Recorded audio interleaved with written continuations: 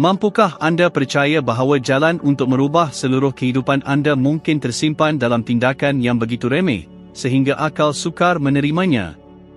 Fikirkan tentang seseorang yang mungkin tidak pernah menamatkan persekolahan, tidak mempunyai sebarang harta, tiada pula kenalan berkuasa, namun entah bagaimana berjaya melepaskan diri daripada bebanan hutang dan membina kemewahan. Kedengaran seperti fantasi, bukan? Namun, saya akhirnya memahami bahawa bukan keadaan luaran yang mendikte perjalanan kita, sebaliknya adalah pilihan-pilihan yang kita ambil setiap hari, secara hening dan tanpa disedari, sebagai respons kepada keadaan tersebut. Bertahun-tahun lamanya, saya teguh berpegang pada kepercayaan bahawa kunci kepada segala kemelut hidup adalah dengan bersusah payah tanpa henti. Saya menyangka, jika saya bekerja dengan lebih gigih, meluangkan lebih banyak masa, dan mengorbankan tidur malam, maka kekayaan dan kemerdekaan keuangan pasti akan menjadi milik saya. Namun, tatkala saya mula mengamati persekitaran saya sedar bahawa ini hanyalah khayalan semata-mata.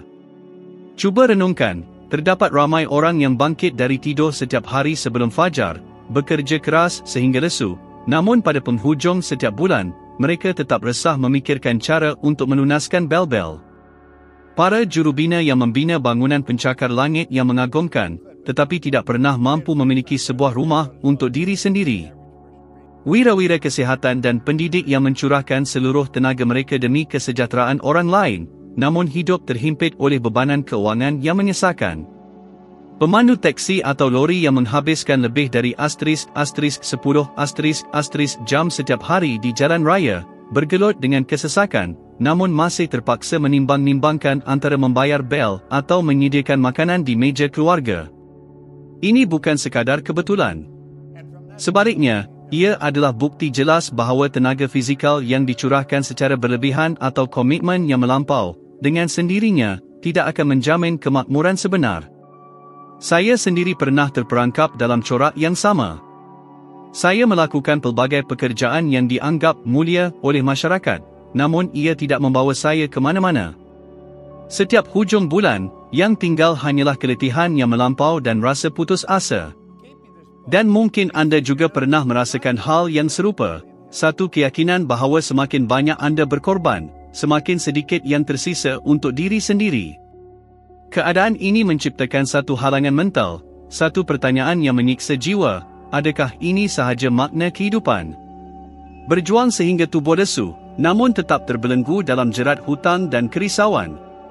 Ini adalah penjara yang tidak kelihatan, tempat kebanyakan manusia terpenjara, mempercayai bahawa jalan keluar hanyalah dengan menggandakan usaha, tanpa menyedari mereka menjadi tawanan kepada sebuah sistem yang tidak pernah membawa hasil yang diharapkan. Analisis semasa mengenai kesejahteraan ekonomi mengesahkan corak ini.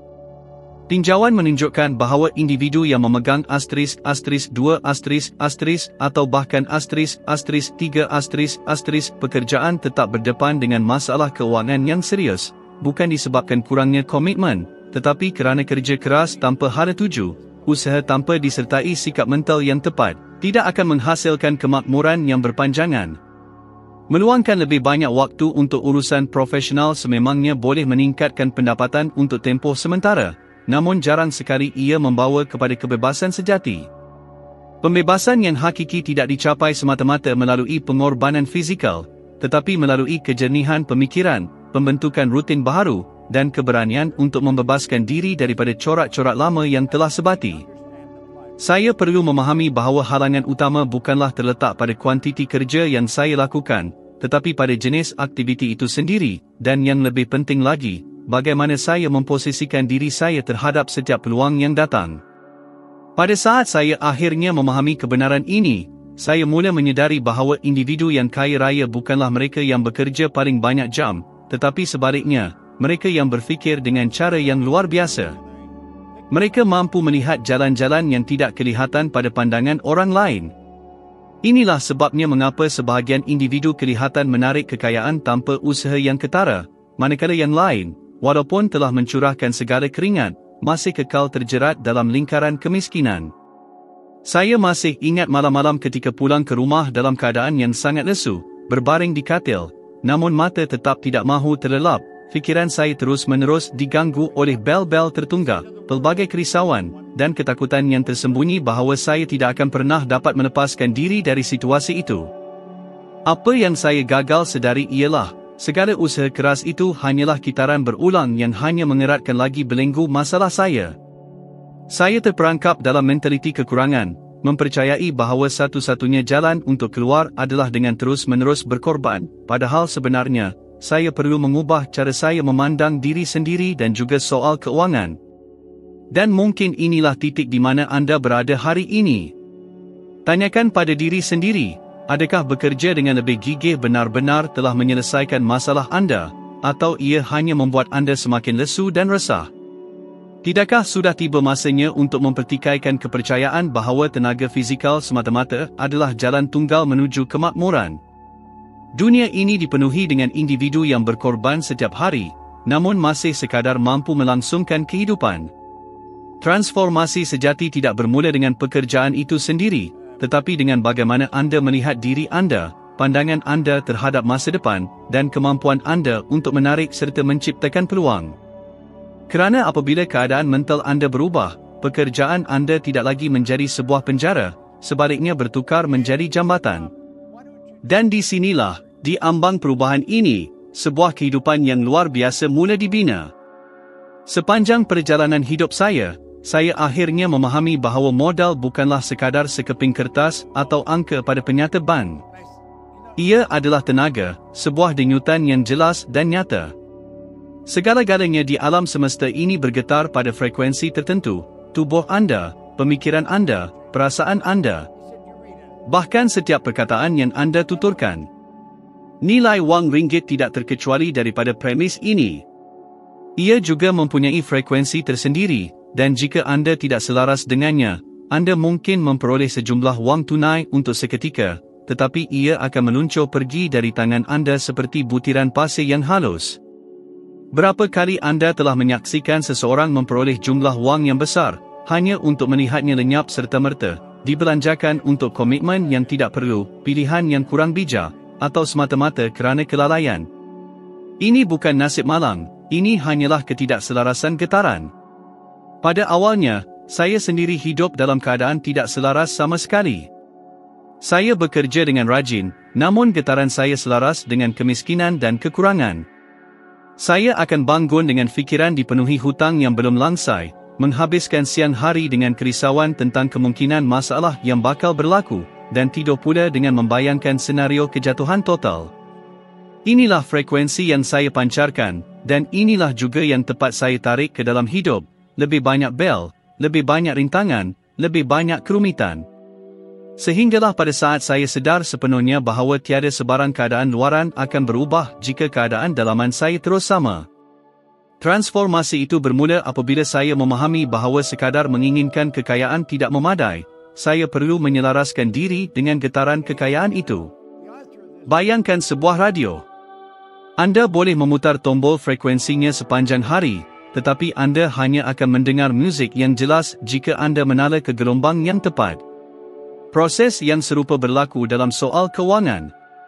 Jika anda mengisi hari-hari anda dengan getaran ketakutan, kegelisahan, dan kebimbangan, maka anda sedang menala diri anda ke stesen yang menyiarkan program kekurangan. Dan tidak kira betapa gigihnya anda bekerja, inilah melodi yang akan terus bergema dalam hidup anda. Namun, apabila anda mula menyelaraskan minda anda dan mula bergetar dengan frekuensi kelimpahan, pengiktirafan, dan potensi, sebuah saluran baharu akan terzahir. Pada saat inilah idea-idea bernas mula timbul, individu-individu penting muncul dalam hidup, dan peluang-peluang yang sebelum ini tersembunyi akan menjadi nyata di hadapan mata anda. Penyelidikan saintifik telah pun membuktikan bahawa pemikiran dan emosi kita mampu menghasilkan medan elektromagnetik yang nyata. Kajian neurosains menunjukkan bahawa pengulangan visualisasi mental yang optimistik mengubah cara otak menafsirkan realiti, dan mula mengarahkan persepsinya ke arah mencari penyelesaian yang sebelum ini mungkin tidak disedari. Saya sendiri mengalaminya. Pada saat saya mengalihkan tumpuan, saya berhenti melihat halangan semata-mata dan mula menyedari perbualan, idea, serta projek-projek yang sentiasa ada di sekeliling saya, namun telah diabaikan oleh penapis kognitif saya sebelum ini. Dengan cara inilah saya mula menyedari tentang seorang individu yang mencari rezeki dengan membersihkan kawasan persekitaran pejabat korporat. Sebuah fakta yang sebelum ini mungkin saya anggap remeh, namun pada ketika itu ia bersinar begitu terang di hadapan saya. Ini adalah permulaan penting bagi sebuah perjalanan yang kemudiannya mengubah takdir masa depan saya. Dan mungkin kini adalah saat yang penting untuk anda bertanya kepada diri sendiri, pada frekuensi manakah anda sedang selaras? Apabila anda bangun pada waktu pagi, adakah fikiran pertama yang muncul dalam kesedaran anda berkaitan dengan hutang piutang, kegagalan, dan kekurangan, atau sebaliknya, tentang potensi, penyelesaian, dan kelimpahan? Kerana skim yang secara tepat akan menentukan jenis pengalaman yang anda tarik setiap hari. Jika keadaan keuangan anda pada masa ini seolah-olah siri pertempuran yang tidak berkesudahan, ia bukan kerana anda tidak layak untuk mencapai kemakmuran, tetapi kerana anda belum lagi menyelaraskan getaran dalaman anda. Kekayaan tidak bertindak balas terhadap tekanan, ia bertindak balas terhadap kepastian. Ia tidak bertindak balas terhadap ketakutan, ia bertindak balas terhadap kejernihan. Dengan memahami secara mendalam bahawa bukan keadaan luaran yang perlu diubah, tetapi getaran dalaman anda akan memiliki sumber daya asas untuk membina kehidupan yang luar biasa. Dalam penyelarasan halus inilah, yang tidak dapat dikesan oleh panca indera, transformasi yang sebenar akan bermula. Ada satu fasa dalam hidup saya di mana segalanya terasa di luar kawalan. Saya dibebani hutang, tiada prospek masa depan, dan tidak memiliki sebarang kelayakan formal. Namun, jauh di lubuk hati, ada bisikan yang mengatakan pasti ada jalan keluar. Pada saat skim saya menerima satu arahan yang sangat sederhana, malah kedengaran tidak masuk akal pada pandangan pertama, untuk menulis pada sekeping kad kecil jumlah wang yang saya idamkan. Saya masih ingat dengan jelas apa yang saya tulis, $25,000. Bagi seorang pemuda yang tidak mempunyai sebarang harta ketika itu, jumlah tersebut kedengaran seperti impian yang terlalu jauh, hampir seperti menulis, saya ingin pergi ke bulan. Saya tidak dapat membayangkan bagaimana satu jumlah yang besar itu boleh menjadi kenyataan, dan kerana skim, ia terasa sangat mustahil. Walaupun begitu, saya tetap menerima cabaran itu. Setiap hari, tanpa pernah lalai, saya akan mengeluarkan kepingan kertas kecil itu dari saku dan melafazkannya dengan kuat. Saya akan membacanya ketika saya merasa penat, ketika saya gelisah, atau ketika segala-galanya terasa tidak bermakna. Pada mulanya, saya akui, tindakan ini lebih banyak menimbulkan keraguan berbanding harapan positif dalam diri saya. Fikiran saya menjerit-jerit, ini mustahil, engkau tiada kelayakan, tiada kenalan, tiada sebarang peluang yang tersisa. Namun, saya terus membaca. Dan melalui perjalanan pengulangan inilah, sebuah transformasi mula terjadi di dalam diri saya. Ia bukan tentang kekayaan material yang datang secara tiba-tiba, tetapi lebih kepada perubahan mendalam dalam perspektif saya yang sedang melalui fase metamorfosis. Sedikit demi sedikit, minda saya mula membayangkan peluang-peluang yang sebelum ini langsung tidak kelihatan. Ia ibarat proses menyemai benih. Pada mulanya, anda melihat bumi dan tidak nampak apa-apa, hanya tanah kosong. Namun, jika anda terus menyiraminya, hari demi hari, sejenis kehidupan baharu akan mula muncul. Begitu jugalah, kad itu menunjukkan kuasanya. Setiap kali saya membacanya, ia bagaikan air yang menyuburkan akar realiti yang sedang saya bina. Dengan setiap pengulangan, minda saya mula selari dengan pemahaman bahawa, ia mampu direalisasikan. Apabila minda memahami, tubuh mula bertindak mengikut hala tuju yang baharu. Saya mula mengambil risiko dalam interaksi sosial, mendengar individu yang sebelum ini saya pandang remeh, dan membuka diri kepada peluang yang sentiasa berada dalam jangkauan. Sains semasa menjelaskan perkara ini dengan tepat. Pengulangan menghasilkan corak saraf yang baharu. Otak mempunyai struktur yang dikenali sebagai sistem pengaktifan retikular, RAS, yang berfungsi sebagai mekanisme penapis. Ia memilih, daripada berjuta-juta maklumat yang kita terima setiap hari, apa yang kelihatan relevan kepada kita. Apabila anda menyatakan tujuan anda dengan lantang setiap hari, anda melatih sistem ini untuk mengenal pasti sebarang kekhususan yang mungkin mendekatkan anda kepada matlamat anda. Dan apa yang sebelum ini tidak disedari, tiba-tiba muncul di hadapan mata anda. Inilah yang sebenarnya berlaku kepada saya. Saya mula menyedari orang ramai bercakap tentang perniagaan yang dipermudah, konsep penyediaan perkhidmatan kecil, dan salah satu daripadanya menarik perhatian saya. Seseorang menyebut amalan membersihkan pejabat dan dengan itu menyara hidup mereka. Bagi kebanyakan orang, ia adalah sesuatu yang tidak penting, tetapi bagi saya, pada detik itu, ia bersinar seperti satu peluang. Dan dari situlah saya memulakan usaha niaga pertama saya, tanpa sebarang pengalaman terdahulu, hanya berbekalkan keberanian, sebaldi air, sebatang penyapu, dan keyakinan bahawa saya boleh menjadikannya sesuatu yang bermakna. Kad ini, yang kelihatan seperti sekeping kertas biasa, menjadi titik perubahan. Bukan kerana ia mempunyai kuasa magis, tetapi kerana ia membentuk tanggapan saya, dan tanggapan saya membentuk tindakan saya. Kebenaran utama ialah anda tidak menarik apa yang anda inginkan, anda menarik apa yang anda yakini dan rasai berulang kali. Beginilah cara saya beralih daripada seseorang yang dibebani hutang kepada seorang yang mampu menjana pendapatan yang sebelum ini kelihatan mustahil. Dan atas sebab inilah saya terus bertahan. Jika anda tidak pernah menyatakan dengan jelas apa yang sebenarnya anda inginkan, anda membiarkan kewujudan anda hanyut tanpa tujuan. Sebuah kapal tanpa destinasi yang jelas akan dihanyutkan oleh mana-mana arus. Tetapi apabila anda menetapkan matlamat dan mengesahkannya setiap hari, anda menjadi nahoda yang memegang kemudi dengan teguh, walaupun ribut melanda dengan dahsyat. Tabiat kecil ini, yang terlalu remeh bagi kebanyakan orang untuk diambil serius, skim yang mengubah haluan hidup saya. Dan ia juga boleh mengubah hidup anda, jika anda mempunyai keberanian untuk bertahan walaupun segala-galanya kelihatan mustahil. Sejak tahun-tahun awal kehidupan kita semua terdedah kepada pelbagai ungkapan dan kepercayaan yang tertanam jauh di dalam alam bawah sedar kita. Wang itu kotor, mereka yang mengumpul kekayaan berbuat demikian melalui cara yang tidak jujur, kehidupan ini susah, seseorang harus menderita untuk menjadi seseorang yang penting. Tanggapan ini kelihatan tidak berbahaya apabila diucapkan, tetapi realitinya ia berfungsi sebagai benih yang ditanam dalam minda bawah sedar kita. Malah sebelum kita mencapai umur 7 tahun, minda kita benar-benar telap, menyerap setiap kenyataan tanpa pertimbangan. Dan apa yang kita dengar berulang kali daripada ibu bapa, pendidik, jiran, malah media, menjadi kebenaran senyap yang membimbing keputusan kita sepanjang hidup.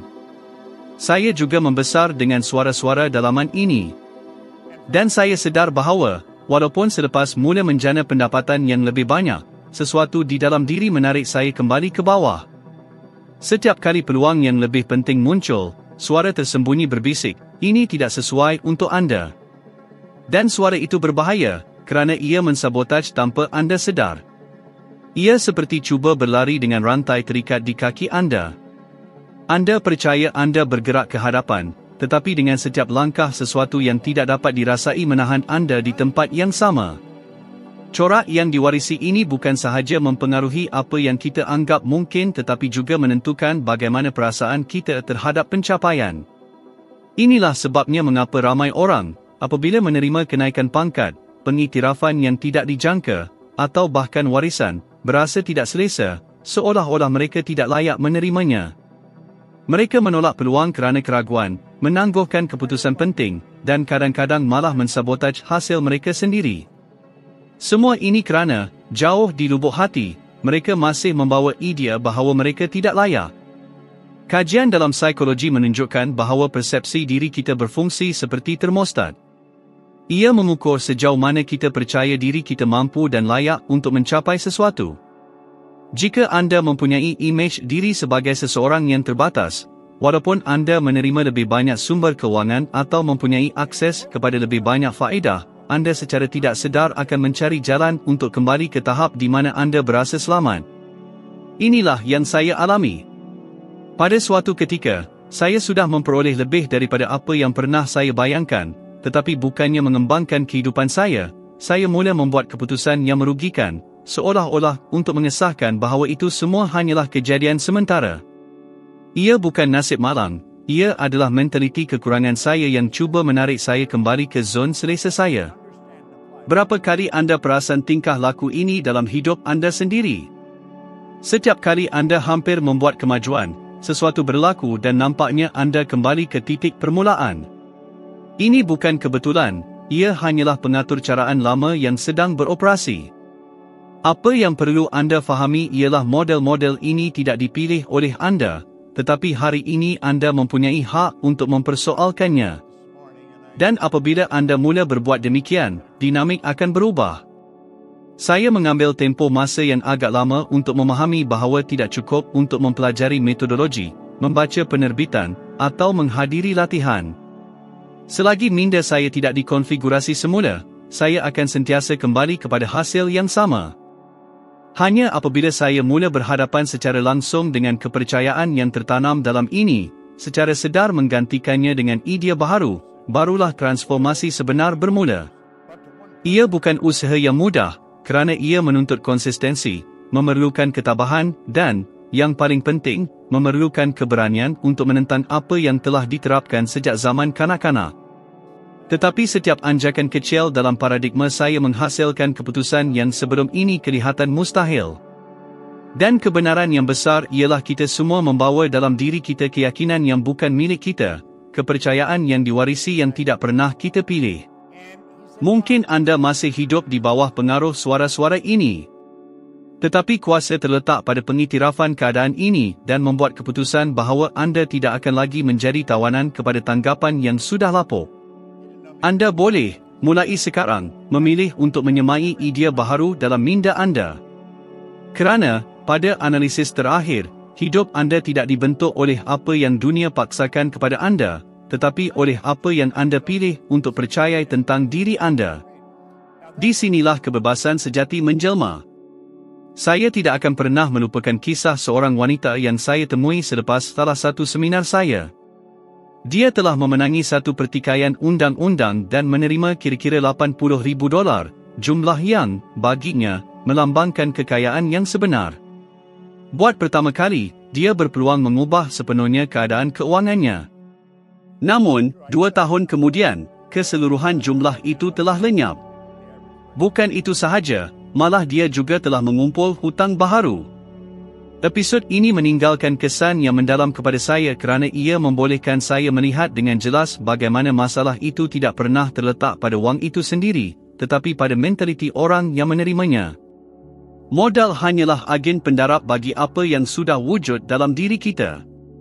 Jika anda membawa kepercayaan kekurangan, ketakutan, dan ketidakpastian, jumlah itu akan lesap melalui jari anda dengan cara yang anda tidak akan sedari. Mungkin melalui perbelanjaan impulsif, pelaburan yang tidak mencukupi, atau bahkan pilihan yang salah yang dibuat dalam keadaan emosi. Jika minda kekal dalam keadaan kemiskinan, tidak kira berapa banyak jumlah yang masuk, semuanya akan digunakan untuk mengukuhkan model kemiskinan dalaman. Inilah yang sebenarnya berlaku kepada wanita ini, keadaan luarnya berubah untuk tempoh yang singkat, tetapi intipati dalamannya kekal tidak berubah. Dan, seperti biasa, kehidupan luaran akhirnya selaras dengan apa yang anda percaya anda layak terima. Peristiwa seperti ini bukanlah sesuatu yang jarang berlaku. Kita semua pernah menyaksikan kes individu yang memenangi loteri dan, dalam beberapa tahun, kembali hidup seperti sebelumnya, atau bahkan dalam keadaan yang lebih teruk. Data statistik mendedahkan bahawa lebih daripada 70% pemenang hadiah utama berakhir dengan kebankrapan selepas beberapa tahun. Ini berlaku kerana minda mereka tidak bersedia untuk menguruskan kelimpahan. Ia seperti menyerahkan kereta mewah kepada seseorang yang tidak pernah belajar memandu. Cepat atau lambat, hasilnya akan menjadi malapetaka. Saya juga mengalami dilema ini. Apabila saya mula mengumpul jumlah yang jauh lebih besar daripada yang pernah saya bayangkan, saya mendapati diri saya berada dalam situasi di mana saya berbelanja tanpa berfikir, seolah-olah cuba untuk menghilangkan wang itu dengan cepat. Sebahagiannya, ia adalah ketakutan tidak sedar untuk tidak layak menerimanya. Sebahagiannya, ia adalah percubaan untuk kembali ke zon selesa, di mana saya sudah biasa dengan kekurangan. Kejayaan menuntut identiti baharu, imej diri yang tinggi, dan ini menakutkan mereka yang berpegang teguh kepada paradigma lama. Kisah ini membuat saya melihat bahawa perubahan sebenar bukanlah mengenai wang, tetapi mengenai corak mental yang menentukan bagaimana kita menggunakannya, merasakannya, dan berhubung dengannya. Jumlah yang sama yang boleh mengubah hidup juga boleh merosakkannya, bergantung pada mentaliti seseorang. Persoalan penting ialah, bagaimana anda bersedia untuk kelimpahan yang anda inginkan. Jika anda menerima sejumlah besar wang esok, adakah anda bersedia untuk menggandakannya, atau adakah anda secara tidak sedar akan menolaknya? Pengajaran utama ialah tanpa mengubah dalaman, tiada apa-apa yang luaran akan kekal. Oleh itu, sebelum mencari lebih banyak wang, adalah penting untuk mengembangkan minda yang mengekalkannya. Kelimpahan tidak diukur oleh apa yang anda peroleh, tetapi oleh apa yang anda simpan dan kembangkan. Wanita ini menunjukkan kepada saya bahawa bukan nilai yang mengubah, tetapi kesedaran. Dan apabila kesedaran ini bangkit, setiap $1 Amerika Syarikat yang datang kepada anda tidak lagi sekadar nombor dan menjadi alat untuk kehidupan yang luar biasa. Pada satu peringkat tertentu, kebanyakan orang akan berputus asa. Mereka bermula dengan semangat yang membara, yakin akan kejayaan yang bakal tiba, namun tabiat yang sudah sebati dengan diri segera menarik mereka kembali. Bukan kerana kurangnya bakat, tetapi disebabkan oleh ketiadaan ketekalan. Saya belajar bahawa alam semesta lebih memberi maklum balas kepada ketabahan berbanding dengan keterujaan awal. Mudah sahaja untuk merasa terinspirasi selama satu hari, cabarannya adalah untuk mengekalkan inspirasi itu apabila tiada mata yang memerhati. Di situlah kehidupan yang luar biasa ditempa, dalam kesunyian pengulangan setiap hari. Apabila tiada siapa yang bertepuk tangan, apabila hasil belum menjadi kenyataan, apabila segala-galanya dalam diri menjerit untuk berhenti pada saat yang tepat skim minda anda dibentuk semula. Pernahkah anda perasan bagaimana, apabila anda cuba mengubah sesuatu dalam hidup anda, dunia seolah-olah berbalik menentang anda? Bel yang tidak dijangka muncul, ketidakpastian memuncak, kepenatan mula melanda, malah orang tersayang pun mempersoalkan pilihan anda. Adakah ini benar-benar berbaloi? Mungkin anda bertanya. Tetapi alam semesta menguji sama ada anda benar-benar menginginkan apa yang anda nyatakan secara lisan. Ia tidak menafikan aspirasi anda, ia hanya bertanya, adakah anda bersedia untuk mempertahankannya? Jadi, beri perhatian sekarang, jika anda sudah sampai sejauh ini. Ia adalah kerana sesuatu dalam diri anda menginginkan lebih daripada kewujudan ini. Oleh itu, jika anda menghargai kandungan video ini, langgan sekarang dan tunjukkan sokongan anda. Ini bukan sekadar isyarat simbolik, ia adalah ikrar dengan diri anda sendiri. Ini adalah langkah pertama anda untuk mengisytiharkan kepada alam semesta keputusan anda untuk terus berkembang. Saya teringat suatu masa apabila syarikat saya berkembang pesat. Orang ramai melihat saya dan berkata saya berada di kemuncak, tetapi di dalam hati saya merasa takut. Saya tidak melihat diri saya sebagai mampu menguruskan kejayaan sebegitu. Pada saat skim saya sedar, ketakutan tidak timbul daripada kegagalan, tetapi daripada mula mencapai kejayaan. Kerana kejayaan menuntut identiti baharu, imej diri yang diperbaharui, dan peralihan itu menyakitkan. Saya teringat pada suatu pagi apabila saya melihat cermin dan hampir tidak mengenali diri sendiri. Saya memiliki segala-galanya yang pernah saya impikan, kekayaan, prestige, perjalanan, tetapi saya masih ragu sama ada saya layak. Jadi, saya kembali kepada amalan saya duduk, menarik nafas, dan mengulang penegasan saya. Saya makmur. Saya layak. Saya memadai. Saya melakukan ini setiap hari, walaupun ia kelihatan tidak berkesan. Sedikit demi sedikit, sesuatu di dalam diri mula berubah. Kebimbangan hilang, memberi ruang untuk kejelasan. Pernahkah anda merasakan sensasi ini? Suara hati yang mempersoalkan, bagaimana jika segala-galanya hilang? Bagaimana jika saya gagal? Suara itu bukan musuh, ia adalah bayangan identiti masa lalu anda yang berjuang untuk terus wujud. Setiap kali anda maju ke tahap kejayaan baharu, minda lama anda cuba menarik anda kembali kepada yang biasa. Ia adalah mekanisme perlindungan ego. Ia berbisik, tinggal di sini, ia lebih selamat. Tetapi keselamatan tidak menghasilkan pengembangan. Keselamatan adalah bertentangan dengan kemajuan. Dan jika ada apa-apa yang saya pelajari sepanjang tahun-tahun ini, ia adalah anda tidak akan pernah bersedia sepenuhnya dan itu sangat boleh diterima. Perkara asasnya adalah untuk terus bergerak ke hadapan, walaupun dengan kebimbangan. Saintis tingkah laku telah mendedahkan bahawa 95% daripada pilihan kita berpunca daripada alam bawah sedar, dan ia dikondisikan oleh pengulangan. Skim sebabnya saya sangat menekankan ketekalan. Anda tidak perlu memahami segalanya, atau merasa yakin sepenuhnya. Anda hanya perlu kekal fokus pada masa kini. Baca matlamat anda setiap hari, visualisasikan hasilnya sebagai sesuatu yang sudah menjadi kenyataan, bertindak mengikut versi baharu diri anda, walaupun persekitaran anda belum percaya kepada anda. Beginilah frekuensi berubah. Rahsianya adalah untuk kekal dalam getaran itu, walaupun tiada apa yang kelihatan berkesan. Saya mahu anda fikirkan sekarang tentang sesuatu yang benar-benar anda inginkan, suatu usaha, hubungan yang bermakna, kebebasan keuangan dan visualisasikannya seolah-olah ia sudah menjadi milik anda. Rasakan emosi itu untuk beberapa ketika. Perhatikan bagaimana tubuh anda bertindak balas. Persepsi ini adalah frekuensi apa yang anda cari. Tugas anda hanyalah untuk kekal dalam frekuensi itu selama mungkin. Segala yang lain, peluang, orang, idea akan bertemu untuk menyelaraskan dengan tenaga ini. Inilah sains minda dalam amalan. Masalahnya, kebanyakan orang hanya percaya apabila mereka melihat. Mereka menunggu hasil sebelum mereka percaya. Tetapi alam semesta berfungsi secara terbalik. Mula-mula anda percaya, kemudian anda merasakan. Sama seperti benih yang mempercayai khasiat tanah walaupun sebelum ia bercambah. Jadi, jika anda sedang melalui fase di mana tiada apa yang kelihatan berkesan, jangan berputus asa. Terus lakukan apa yang perlu. Kekalkan visualisasi anda, penegasan anda, dan yang paling penting, perasaan anda. Kerana setiap pemikiran yang sejajar dengan tujuan anda adalah asas tidak kelihatan yang membina realiti baharu anda.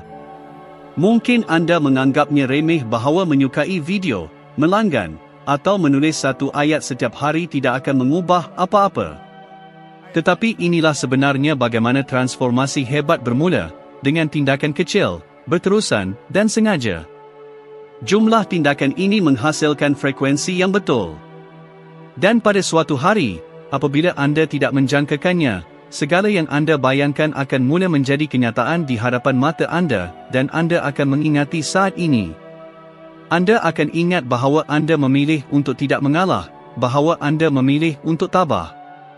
Jadi, sambil anda mendengar suara saya, janjikan kepada diri sendiri bahawa anda tidak akan berhenti. Langgan, ikut serta bersama saya, kerana setiap video adalah secebis mozaik evolusi anda. Dan saya jamin, jika anda mengaplikasikan apa yang anda dengar di sini dengan ketekunan dan kepercayaan, anda akan segera melihat ke belakang dan menyedari anda bukan lagi orang yang sama. Kerana perubahan harian, walau sekecil manapun, membina kehidupan yang luar biasa. Saya faham bahawa tiada apa yang benar-benar berubah sehingga minda anda menerima imej baharu tentang siapa diri anda. Kebanyakan orang ingin mengubah hidup mereka, namun mereka terus melihat diri mereka dengan cara yang sama, terperangkap oleh masa lalu, oleh batasan, oleh kenangan kegagalan. Mereka menginginkan hasil baharu, tetapi dengan identiti lama mereka. Dan itu tidak akan pernah berlaku. Anda hanya menarik apa yang serasi dengan imej yang anda tanamkan dalam diri anda. Skim sebabnya saya sentiasa menegaskan, dunia tidak memberi ganjaran kepada anda untuk apa yang anda mahu, ia memberi ganjaran kepada anda untuk apa yang anda percaya anda layak dapat. Saya teringat suatu masa apabila saya adalah sebahagian daripada Jabatan Bomba Toronto. Pendapatan saya hampir tidak dapat menampung perbelanjaan saya, namun, setiap kali seseorang menyebut tentang memperoleh kekayaan yang besar, saya akan ketawa dan mengisytiharkan, itu bukan untuk saya. Saya tidak menyedari bahawa kata-kata itu secara aktif membentuk realiti saya. Dengan setiap pengulangan, saya mengukuhkan dalam diri saya idea bahawa saya tidak layak untuk lebih banyak. Sehingga pada suatu hari, seorang lelaki bernama Ray Stanford memperkenalkan saya kepada buku Think and Grow Rich. Beliau bertanya, mengapa anda tidak layak untuk kelimpahan, jika orang lain layak? Soalan itu bergema dalam diri saya selama berhari-hari. Saya sedar halangan itu bukan dunia, mahupun kekurangan peluang. Masalahnya adalah imej diri saya. Saya melihat diri saya sebagai seseorang yang biasa-biasa, terhad, tidak bersedia. Dan selagi saya melihat diri saya begitu, alam semesta akan terus mencerminkan keadaan itu kembali kepada saya. Kemanusiaan mendasarkan kewujudannya pada imej yang ditanam dalam minda bawah sedar, dan sains telah pun membuktikan ini. Kajian dari Universiti Stanford menunjukkan bahawa otak bertindak balas terhadap pemikiran yang dibayangkan sama seperti ia bertindak balas terhadap pengalaman konkret. Pendek kata, apa yang anda visualisasikan berulang kali menjadi kebenaran emosi anda, dan tubuh serta tingkah laku anda mematuhi pengaturcaraan ini tanpa ragu-ragu. Oleh itu, dengan membayangkan diri anda berjaya, cekap, dan yakin diri, dan dengan mengulanginya setiap hari, otak menghasilkan laluan neural baharu yang mengukuhkan corak ini. Dan apabila anda tidak menjangkakannya, tindakan anda mula mencerminkan identiti yang dirombak semula ini. Tetapi perkara sebaliknya juga benar. Jika anda melihat diri anda sebagai tidak bernasib baik, tidak teratur, atau ditakdirkan untuk gagal, tubuh dan tingkah laku anda akan mengukuhkan kepercayaan itu. Ini beroperasi seperti termometer suasana hati.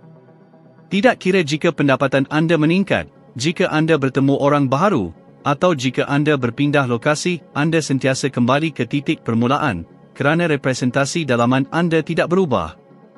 Saya telah melihat orang mewarisi kekayaan yang sangat besar dan kehilangan segalanya dalam beberapa tahun.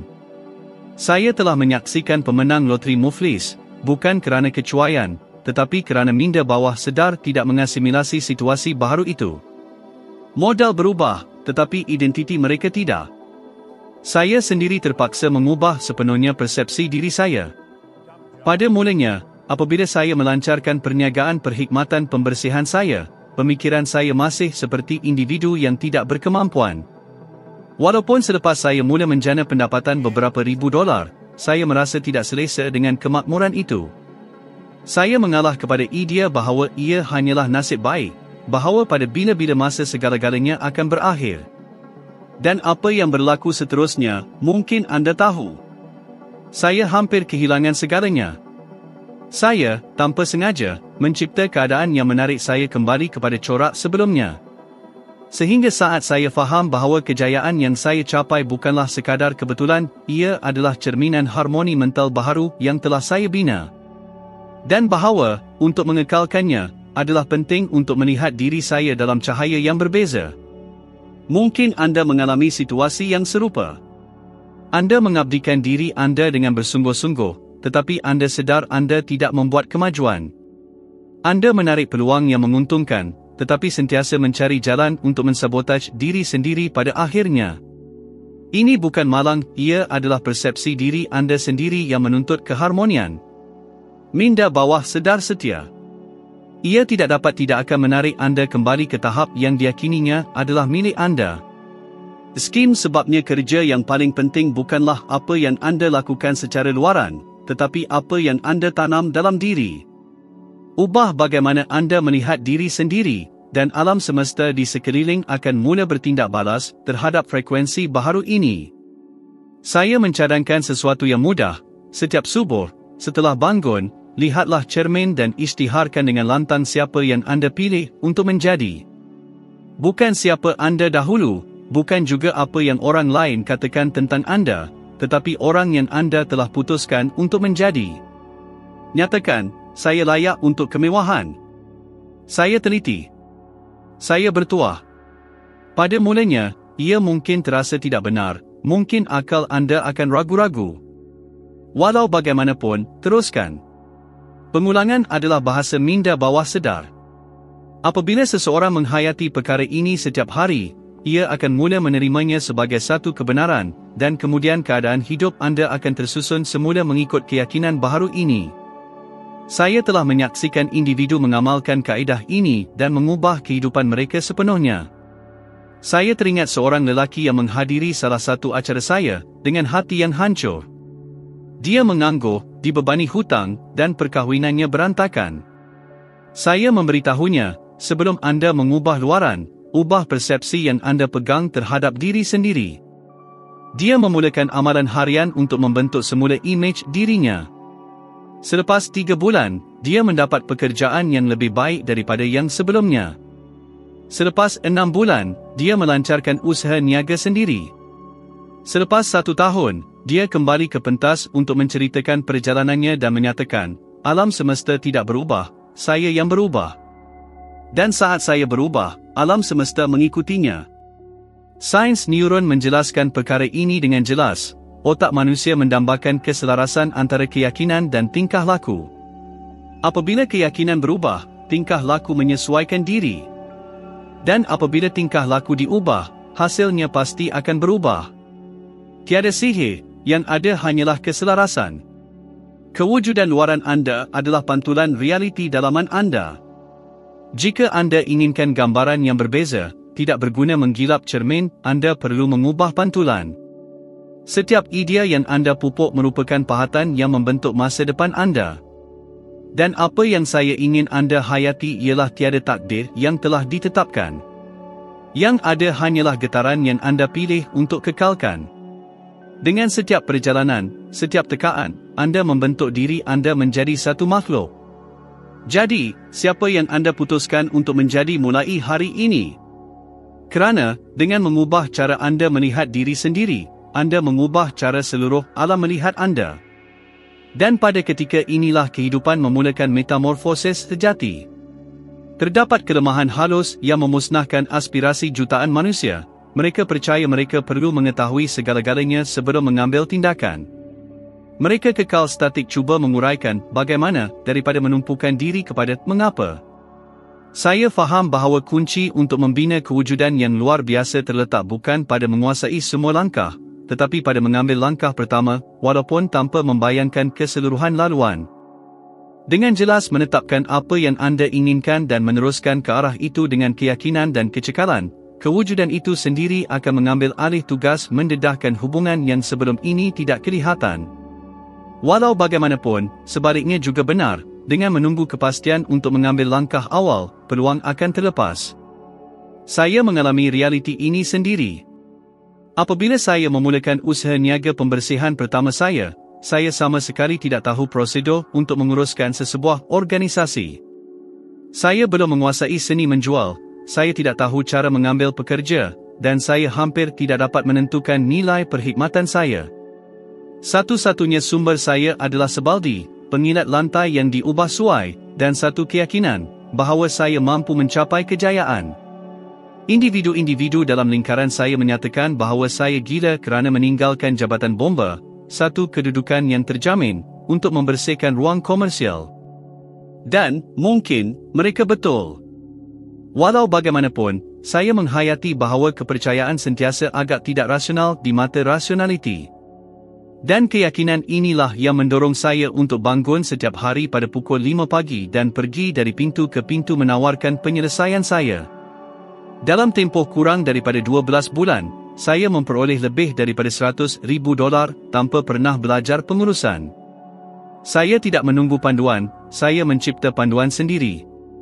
Kebanyakan individu mengimpikan transformasi dalam kewujudan mereka, namun mereka tidak dapat menahan kegelisahan ketidakpastian. Mereka menyatakan, apabila saya mempunyai sumber kewangan, saya akan memulakan usaha niaga saya. Apabila saya mempunyai masa, saya akan menjaga kecergasan saya. Apabila semua keadaan ideal, saya akan mengubah diri saya. Walau bagaimanapun, kosmos tidak bertindak balas kepada senario yang sempurna, ia bertindak balas kepada tindakan.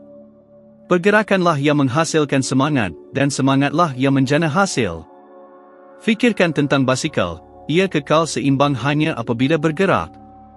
Begitu juga dengan hidup anda. Genangan adalah petunjuk keraguan, dan keraguan adalah kebalikan dari kepercayaan. Saya teringat seorang wanita yang mendekati saya di salah satu perhimpunan.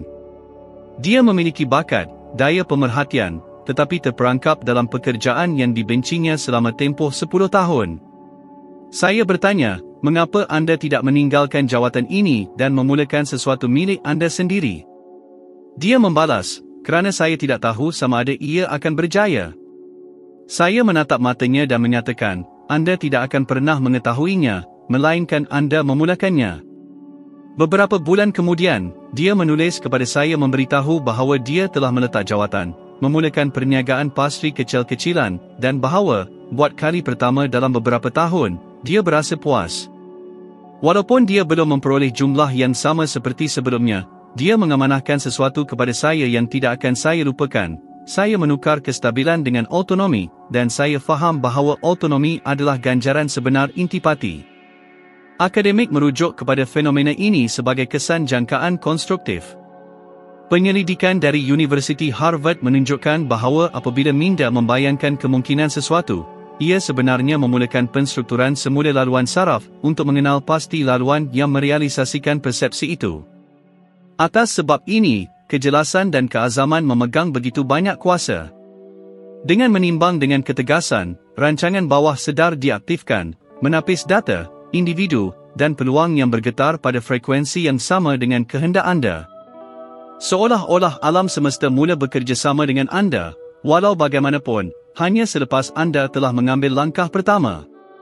Sebaliknya, apabila anda kekal tidak aktif menunggu untuk berasa bersedia, daya hidup anda lumpur.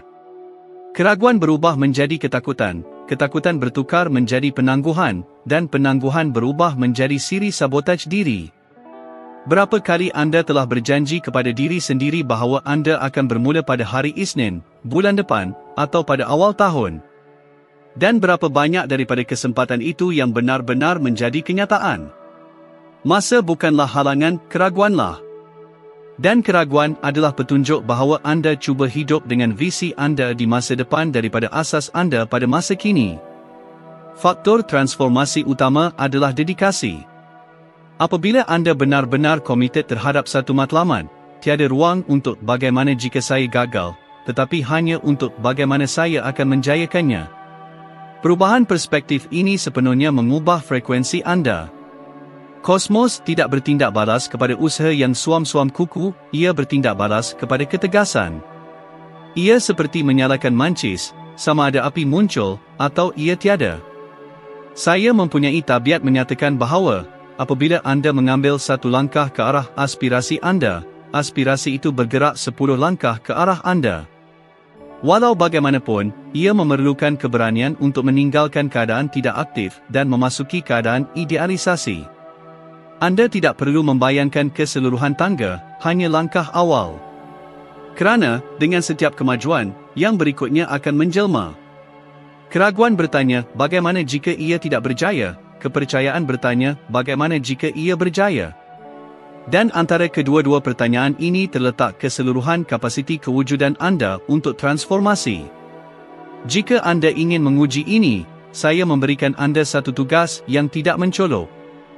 Pilih satu segmen kehidupan anda, sumber kewangan, trajektori profesional, kesejahteraan, atau ikatan emosi dan selama 7 hari berikutnya, teruskan seolah-olah hasil yang diinginkan sudah pasti.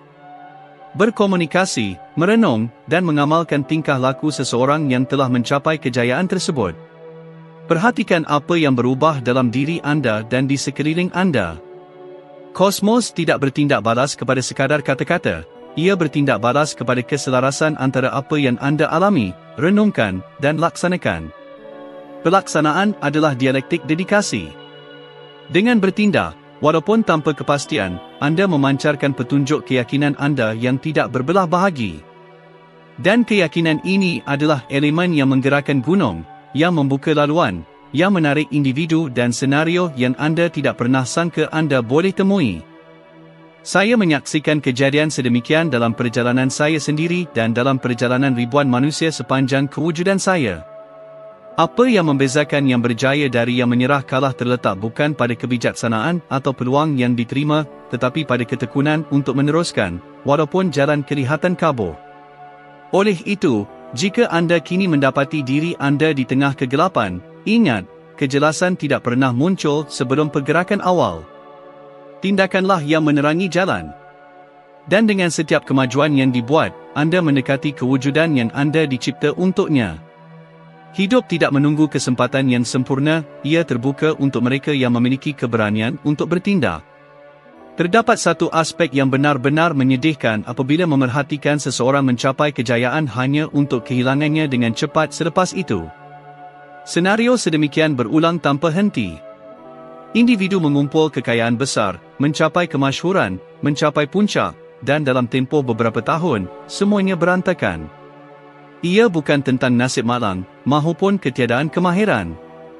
Ia adalah psikik yang mencari untuk kembali ke keadaan stabilnya, tahap kemewahan yang dianggapnya serasi. Realiti luaran pasti akan selaras dengan persepsi dalaman. Jika kekurangan, ketakutan, dan rasa bersalah mendominasi dalam diri anda, tanpa mengira jumlah kewangan yang masuk, minda bawah sedar anda akan mencari jalan untuk menghilangkannya. Saya ingat dengan jelas kali pertama saya menyaksikan dinamik ini dengan cara yang ketara. Seorang rakan rapat, yang sangat berbakat, mula menerima jumlah keseluruhan jutaan dolar setiap tahun. Dia memiliki kemahiran pengucapan awam yang hebat, kehadiran yang luar biasa, seorang pemimpin sejati. Namun, jauh di lubuk hatinya, dia menyimpan kepercayaan tersembunyi. Saya tidak layak mendapat sebanyak ini. Didikannya telah membiasakannya kepada idea bahawa wang itu merosakkan, bahawa orang kaya mementingkan diri, dan bahawa kesederhanaan terjelma dalam kesenangan. Pada mulanya, dia menyangka dia boleh mengabaikan idea-idea tersebut.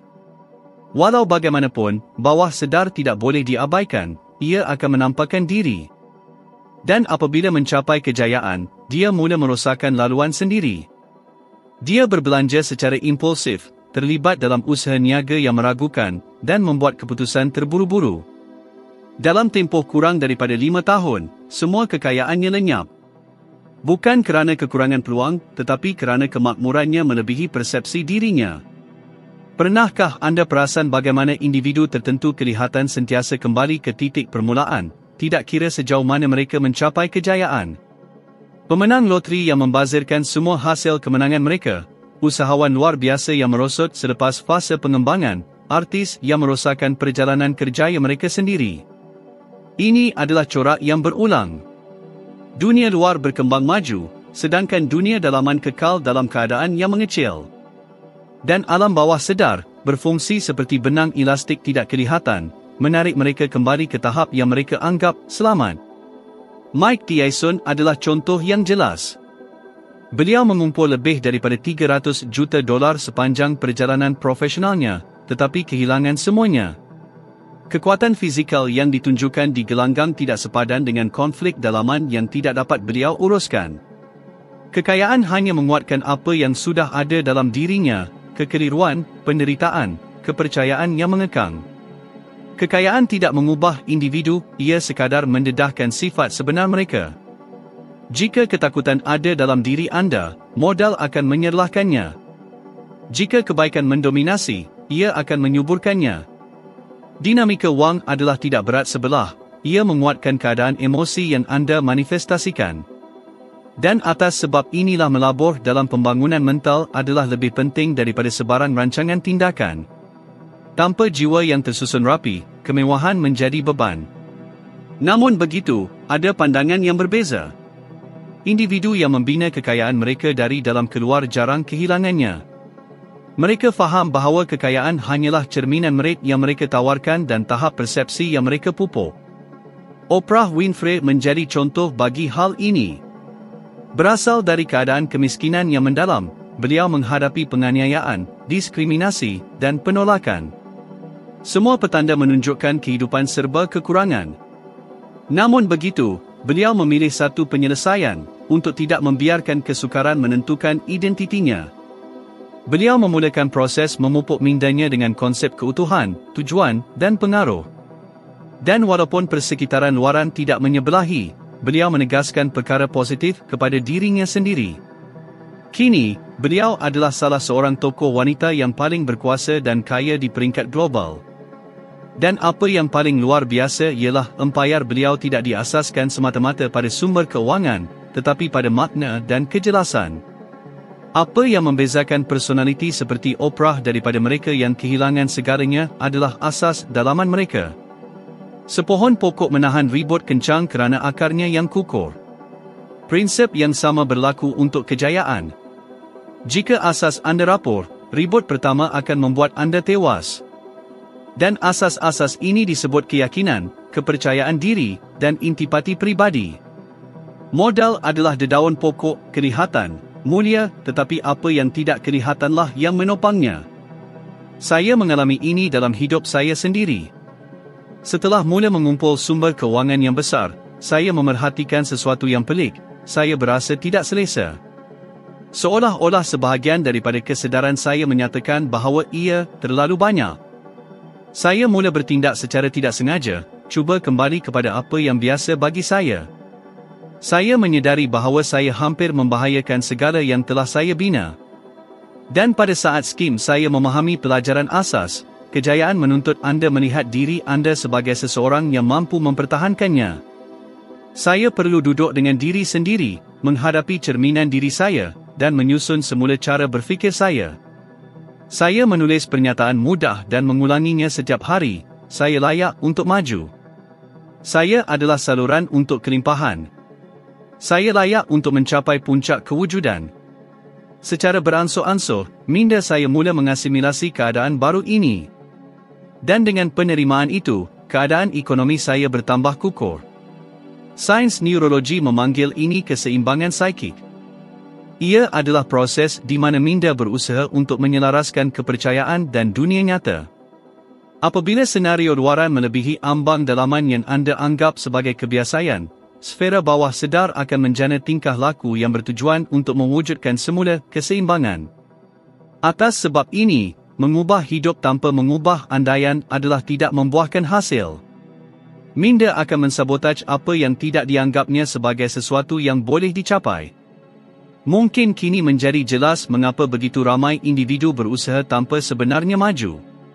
Mereka mengubah pekerjaan, tempat tinggal, perhubungan, tetapi kekal terikat kepada hasil yang sama. Ini berlaku kerana matriks pemikiran adalah sama. Realitinya, kemenangan bukanlah peristiwa terasing, tetapi merupakan keadaan fikiran. Adalah penting untuk anda terlebih dahulu menjadi orang yang mampu mengalami kewujudan itu. Hanya selepas itu kosmos akan menyediakan keadaan yang sesuai. Jadi, jujurlah memeriksa diri anda. Adakah ada sebahagian daripada diri anda yang menunjukkan ketidakselesaan pada prospek untuk maju?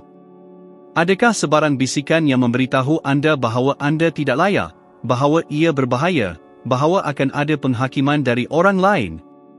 Ini adalah punca yang memerlukan penyembuhan. Selagi ia berterusan, setiap kemenangan akan bersifat sementara. Namun, dengan menyelaraskan minda anda dengan persepsi kelimpahan, kejayaan tidak lagi menjadi beban dan akan berubah menjadi unjuran semata-mata yang melekat pada intipati anda. Kemewahan sejati tidak terletak pada pengumpulan material, tetapi pada perasaan ketenangan dengan apa yang dimiliki dan dalam penerimaan terhadap apa yang akan datang. Kerana apabila dunia dalaman anda menjadi makmur, dunia luaran akan berkembang tanpa dapat dielakkan. Dan setelah ini menjadi kenyataan, tiada apa dan tiada siapa yang dapat mengurangkan apa yang menjadi hak anda. Ada garis halus antara memelihara kesetiaan kepada keyakinan anda dan kekal terkurung dalam paradigma yang tidak lagi berguna untuk anda.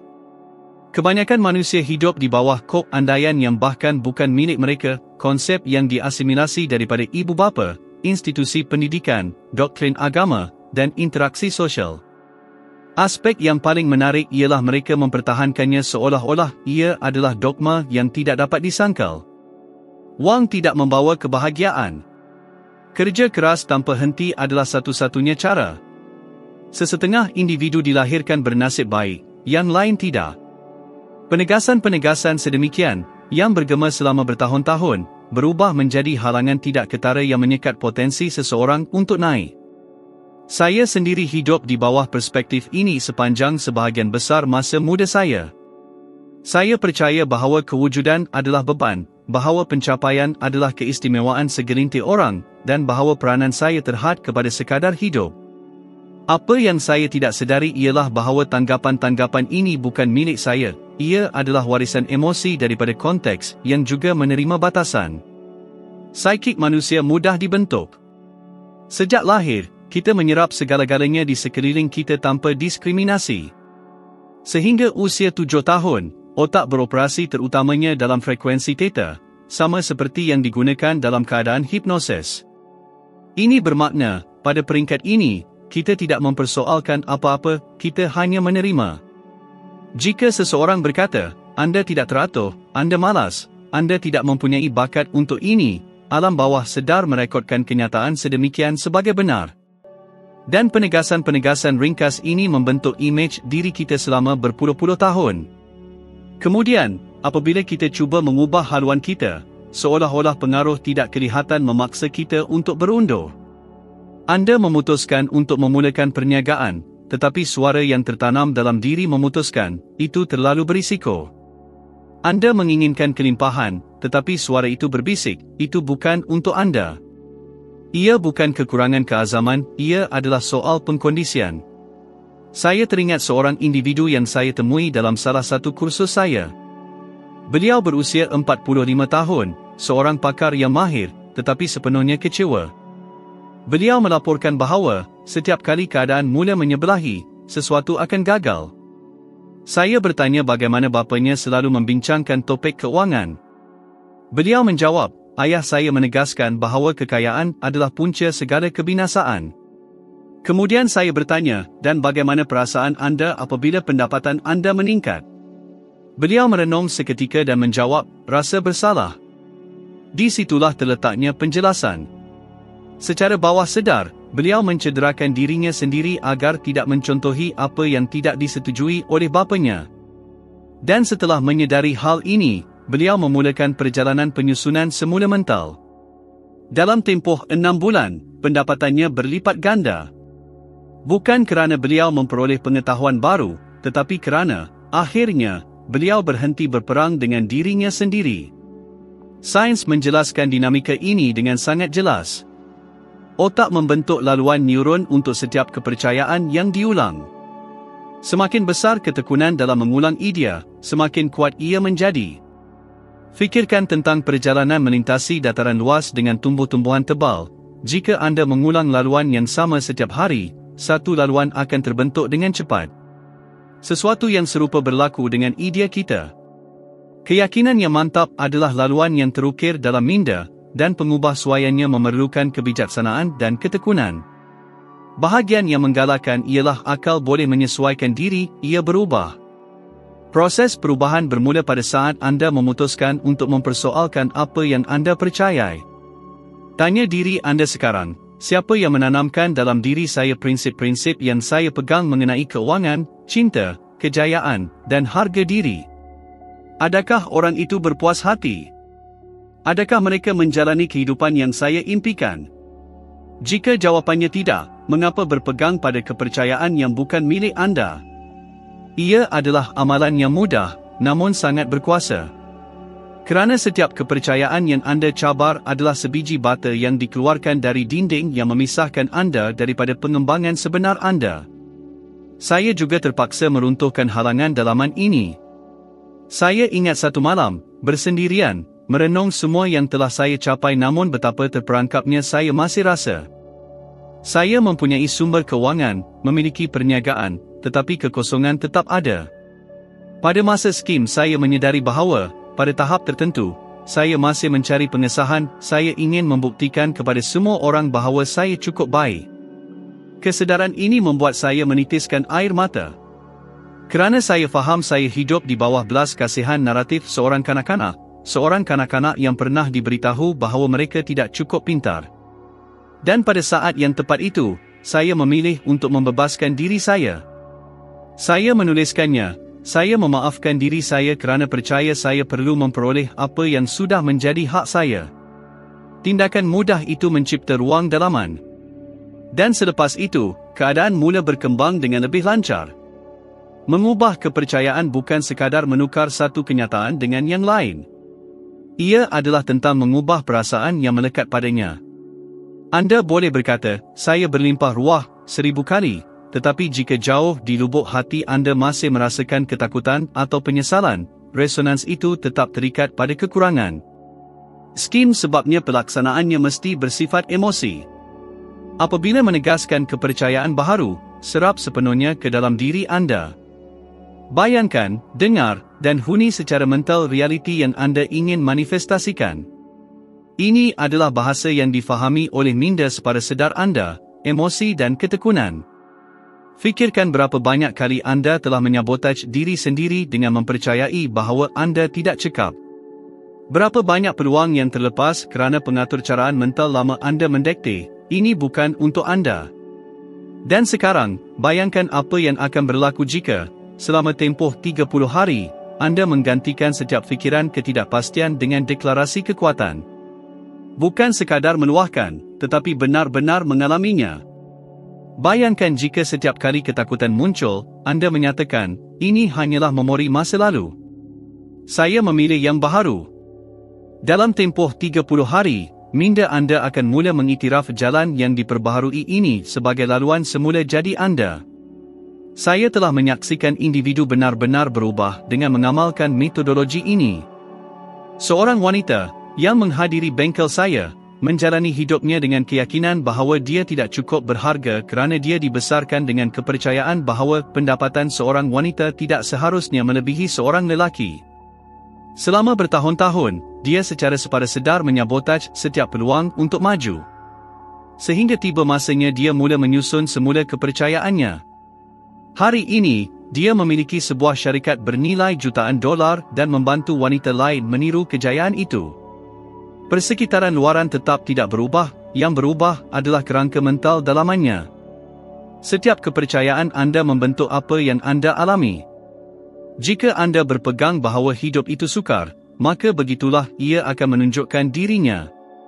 Jika anda memahami bahawa cinta itu terbatas, skim realiti anda. Jika anda merasakan bahawa kelimpahan adalah semula jadi, ia akan mengalih dengan bebas. Kosmos tidak memilih kasir, ia hanya bertindak balas terhadap resonans dominan anda. Dan resonans itu muncul daripada fikiran yang anda pelihara setiap hari. Jadi, berpalinglah ke dalam dan tanya, kepercayaan siapa ini yang saya bawa? Adakah ia berguna untuk saya? Adakah ia memperkasakan saya? Jika jawapannya tidak, ucapkan syukur, lepaskan, dan tukarkan. Minda menyerupai taman. Jika anda tidak menanam apa yang anda inginkan, tumbuhan yang tidak diingini akan membiak secara spontan. Pupuk fikiran baharu dengan tujuan, suburkan dengan perasaan, dan lindungi dengan sikap. Dan, dengan peredaran masa, tanah kesedaran anda akan berkembang menjadi kewujudan yang sama sekali berbeza, bukan kerana transformasi global, tetapi kerana anda akhirnya memutuskan untuk berfikir sendiri. Selama bertahun-tahun, saya berpegang pada idea bahawa mengubah hidup saya bermakna mengubah keadaan saya. Saya fikir saya memerlukan kerjaya baharu, lokasi baharu, dan hubungan baharu. Tetapi saya menemui satu pendedahan yang mengubah sepenuhnya pandangan saya. Tiada transformasi luaran berlaku selagi realiti dalaman kekal tidak berubah. Persekitaran luaran hanyalah cerminan sebenar alam dalaman anda. Ia tidak menunjukkan apa yang anda inginkan, tetapi sebaliknya apa yang anda manifestasikan diri anda. Inilah sebabnya mengapa ramai individu mengubah persekitaran mereka, pasangan mereka, laluan kerjaya mereka, namun tetap mengulang hasil yang sama. Kerana mereka membawa bersama mereka pola pemikiran, perasaan, dan kepercayaan yang sama. Ia serupa dengan menukar cermin dengan harapan melihat pantulan yang berbeza. Fizik kontemporari dan disiplin psikologi telah mengesahkan fakta ini. Otak manusia tidak membezakan antara apa yang dibayangkan secara mental dan apa yang dialami secara konkret. Apabila anda merenung sesuatu dengan intensiti emosi yang mencukupi, organisme bertindak balas seolah-olah ia nyata.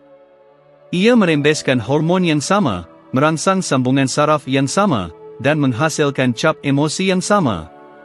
Inilah sebabnya mengapa pengalaman anda tidak dibentuk oleh peristiwa, tetapi oleh cara anda mentafsir apa yang berlaku. Dan tafsiran itu berpunca daripada kadar aktiviti otak anda, resonans yang anda kekalkan setiap hari.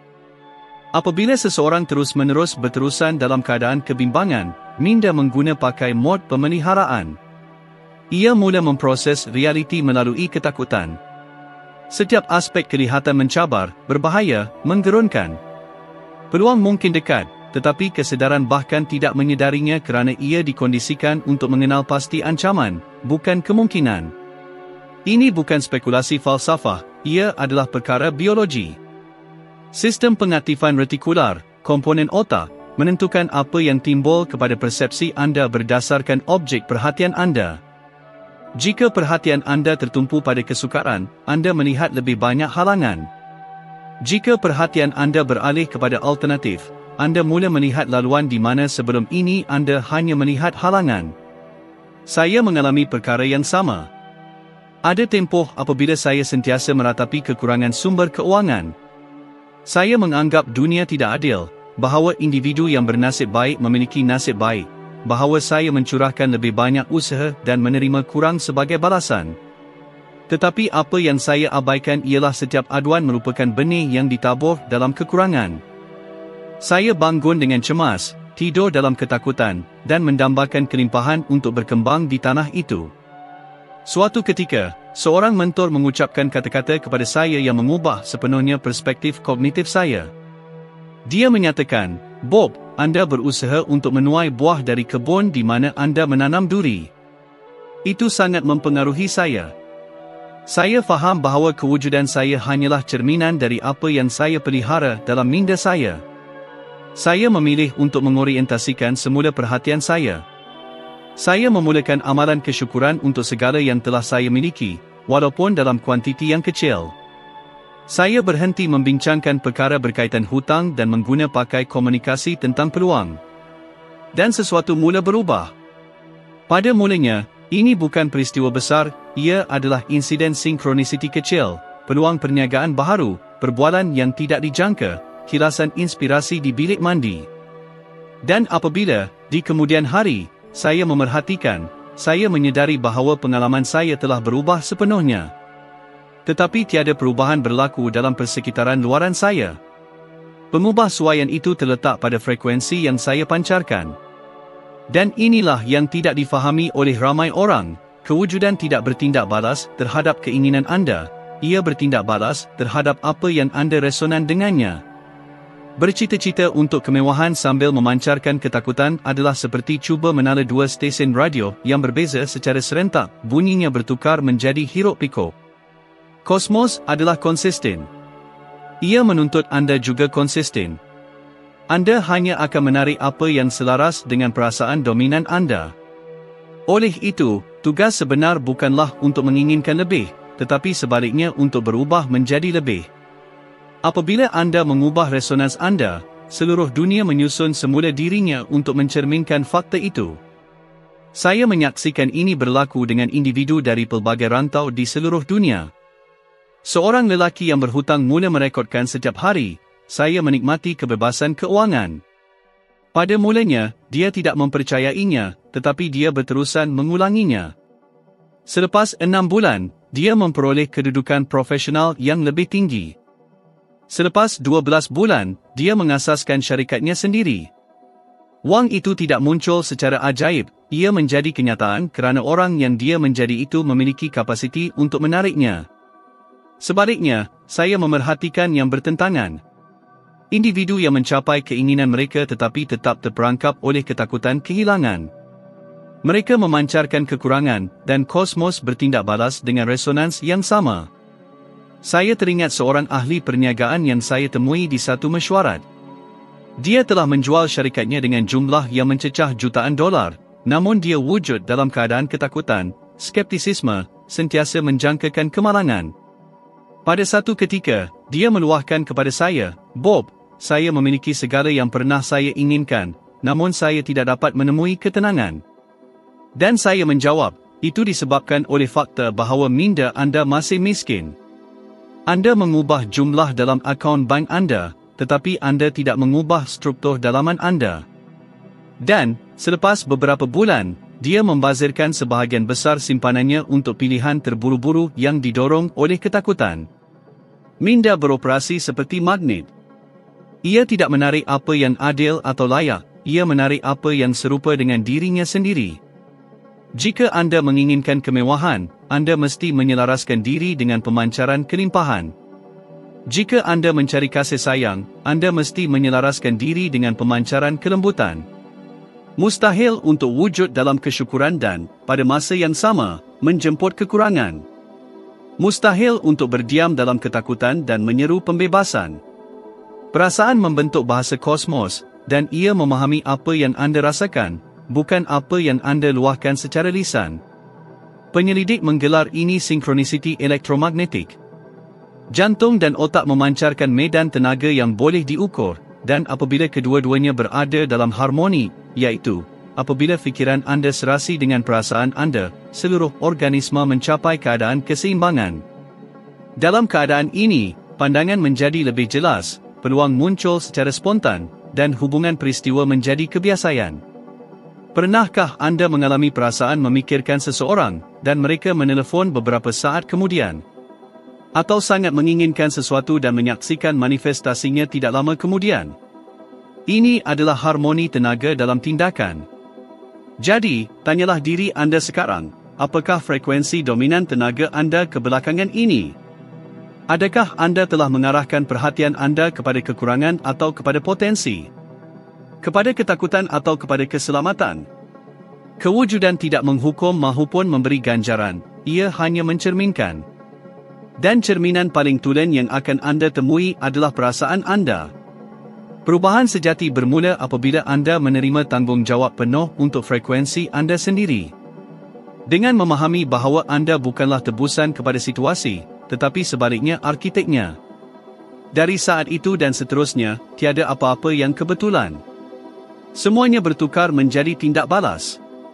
Dan semakin anda selaras dengan apa yang anda inginkan, semakin kosmos bekerja memihak kepada anda. Inilah intipati hukum tarikan, asas sains mental, dan teras semua perubahan kekal. Lanskap luaran hanyalah resonans dari dalaman. Akan tiba suatu saat dalam perjalanan setiap insan, di mana mereka akhirnya menyedari bahawa mereka tidak perlu lagi mengejar peristiwa, cukup dengan hanya menyelaras atau menyesuaikan diri dengannya. Apabila anda memahami ini, usaha bertukar menjadi kelancaran. Konflik dalaman lenyap, kerisauan menghilang, dan kewujudan mula mengalih dengan ringan yang hampir tidak terlukiskan. Inilah kebebasan sejati, wujud selaras dengan diri anda yang sebenar. Apa yang menghalang kebanyakan orang daripada mencapai fase ini bukanlah kekurangan kebijaksanaan, tetapi kegigihan mereka memegang erat imej diri mereka yang lama. Mereka berterusan cuba membina hari esok yang baharu dengan perspektif yang usang. Dan itu mustahil. Pemikiran yang sedia ada terdiri daripada ketakutan, penyesalan, keluhan, dan justifikasi. Ia memujuk anda bahawa perubahan adalah berisiko, bahawa keselesaan menawarkan keselamatan yang lebih terjamin. Namun, hakikatnya zon selesa merupakan perangkap hidup yang paling terselindung. Ia tidak menyebabkan kesakitan, tetapi juga tidak merangsang. Ia menopang anda, tetapi tidak menyemarakan semangat anda. Dan apabila seseorang kekal dalam keadaan ini, keyakinan mula timbul bahawa kehidupan yang biasa adalah normal, bahawa mengalami kepenatan adalah tidak dapat dielakkan, dan bahawa berpuas hati dengan sedikit adalah munasabah. Beginilah tepatnya cara saya wujud sehingga saya sedar bahawa saya tidak datang ke dunia semata-mata untuk terus hidup, saya datang untuk mencipta. Saya teringat akan sebuah perjalanan tunggal, jauh sebelum saya menulis You Were Born Rich. Saya mendapati diri saya terasing di sebuah pejabat kecil, selepas suatu ceramah. Saya telah berbicara kepada beberapa ratus individu, tetapi pada akhirnya, tempat itu kosong. Saya duduk di kerusi berlengan dan mula merenung segala yang telah berlaku, daripada kewajipan keuangan dan kemunduran kepada kemajuan yang tidak pernah saya bayangkan. Dan saya menyedari sesuatu, seluruh perjalanan saya dapat diringkaskan dalam satu keputusan. Keputusan untuk berfikir secara berbeza. Segala yang saya capai, semua hasil, semua transformasi, timbul dari saat saya memilih untuk mengubah apa yang sedang berproses dalam kesedaran saya. Saya faham bahawa setiap subuh menawarkan peluang untuk mengubah nasib seseorang. Namun, kebanyakan manusia mengabaikan peluang ini dengan menunggu untuk berasa bersedia. Mereka ingin berubah tanpa gangguan, untuk maju tanpa melepaskan apa-apa, untuk matang tanpa membiarkan yang usang lenyap. Dan itu tidak praktikal. Setiap metamorfosis menuntut pengorbanan. Seseorang mesti melepaskan diri daripada konfigurasi masa lalu untuk memberi laluan kepada yang baharu. Penting untuk melepaskan justifikasi, ketakutan lama, naratif yang berulang untuk mengesahkan ketidakaktifan. Kerana, selagi masa lalu menentukan pilihan anda, masa depan akan kekal sebagai pengulangan semata-mata dengan garis masa yang berbeza. Pengetahuan saintifik sudah menunjukkan bahawa alam bawah sedar berasimilasi melalui pengulangan afektif. Ini bermakna jika anda berhasrat untuk membentuk model kewujudan baharu, adalah perlu untuk setiap hari mengulangi idea dan perasaan yang mendasari model tersebut. Beginilah cara kepribadian baharu dibina. Atas sebab ini, saya sentiasa menegaskan, kemakmuran bukanlah peristiwa terpencil, ia adalah tabiat. Ia bukan satu lonjakan besar, tetapi sebaliknya satu langkah harian ke arah yang tepat. Dengan mengubah tindakan harian anda, apa yang anda serap, apa yang anda fikirkan, apa yang anda alami, apa yang anda luahkan, anda seterusnya mengubah trajektori kewujudan anda. Saya menyaksikan individu biasa benar-benar merevolusikan realiti mereka hanya dengan mengaplikasikan prinsip ini. Seorang individu, seorang pemandu bas, mula mendengar saya setiap hari semasa bekerja. Dia menulis kepada saya bertahun-tahun kemudian, menyatakan bahawa perjalanan 2 jamnya ke tempat kerja telah bertukar menjadi bilik darjahnya. Dia mula mengubah apa yang dia ucapkan kepada dirinya sendiri. Dia beralih daripada "saya tidak boleh" kepada "saya belum boleh, tetapi saya akan berjaya". Perubahan kecil dalam kosakata ini mengubah segalanya. Dia menumpukan diri kepada pelajaran, mengasaskan sebuah perusahaan kecil, dan dalam beberapa tahun, sudah mengajar orang lain tentang pembangunan diri. Dia mengucapkan frasa yang tidak pernah saya lupakan, "Saya tidak memerlukan tuah, saya memerlukan kegigihan". Pengulangan adalah alat penyusunan semula. Setiap kali anda dengan sengaja memilih idea yang membina berbanding idea yang merosakkan, anda menguatkan laluan neurologi baharu. Sains otak menamakan ini plastisitas saraf, kebolehan otak untuk menyusun semula dirinya melalui pengalaman. Bayangkan, kemudian, potensi memupuk konsep kepenuhan, pengiktirafan, keberanian, dan tujuan setiap hari. Tidak lama kemudian, anda secara harfiah bertukar menjadi insan yang berbeza. Dan alam semesta, yang sentiasa mencerminkan keadaan dalaman anda, mula menyusun semula dirinya mengikut perwatakan baharu ini. Namun, ada sesuatu yang lebih mendalam. Apabila anda berubah, persekitaran anda turut berubah. Individu yang dahulu mengkritik anda mula mengagumi anda. Senario yang kelihatan tidak teratur mula terurai. Apa yang dahulunya kelihatan seperti halangan bertukar menjadi laluan. Kerana dunia ini tidak statik, ia dibentuk oleh frekuensi anda. Dan apabila anda meningkatkan frekuensi anda, segala-galanya di sekeliling anda turut meningkat secara serentak. Anda tidak perlu memahami cara alam semesta akan merealisasikan peristiwa. Anda hanya perlu kekal setia kepada apa yang anda ingin bina.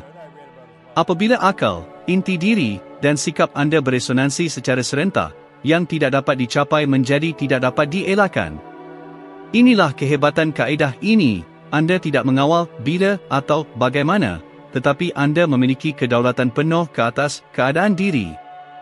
Dan keadaan diri yang anda ubah menjadi skim yang membentuk segala yang akan muncul.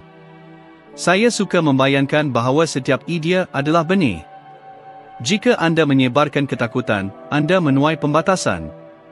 Jika anda menabur keyakinan, anda menuai perluasan.